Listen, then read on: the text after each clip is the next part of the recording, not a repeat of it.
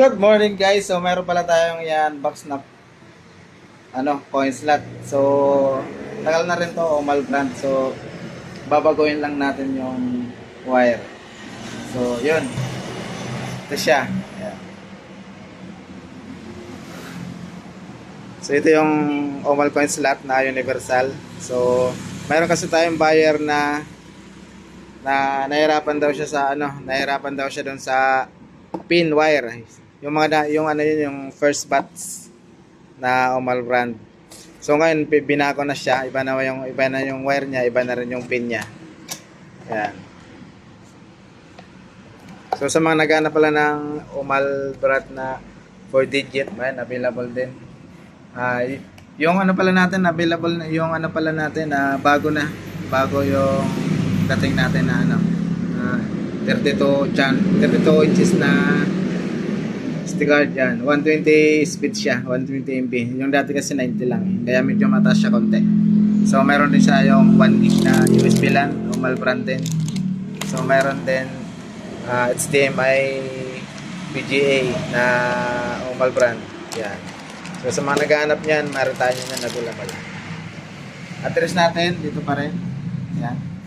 So yun, ito yung Omal brand yan na pang slot. So accept na sa kanya yung 20. Ayan. Bagong 10, lumang 10, lumang 5, bago. Yan.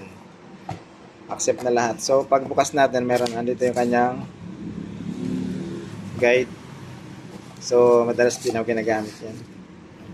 So yun. Ito na yung Omal brand na coin slot yan. So sa reset, sa reprogram, same process lang din. So ang kagandahan dito, ito yung pinaka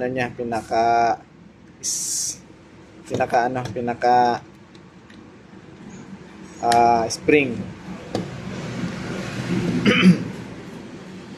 Yung sensor to sensor yan. So ito yung pin niya, yan 4 pin na lang siya. So mabilis na lang siyang i-install yung wire. Yan. Basta tatandaan nyo lang, yan, yung sa taas 12 volts, sumunod common, sumunod ground, silicon counter, yan.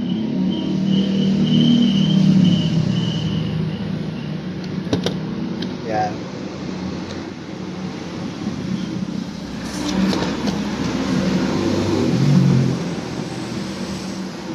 Yan, 4 pin na lang siya. So, pakita ko yung wire.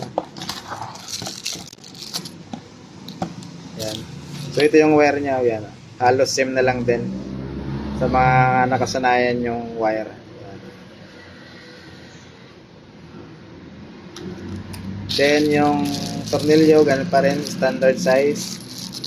Pag gusto niya maglagay ng LED, yung manipis, sakto lang to. Pero pagka makapal yung LED, mayroon naman libreng tornilyo yun.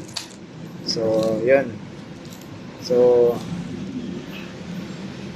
yung warranty natin sa coin slot, 1 month warranty. So, kailangan hindi siya masira. Yung na yan, sticker. Bukod dito sa sticker na to, mayroon pa nilalagay tayong sticker dyan. Yung before na pili. Ay bago bilhin. Thank you.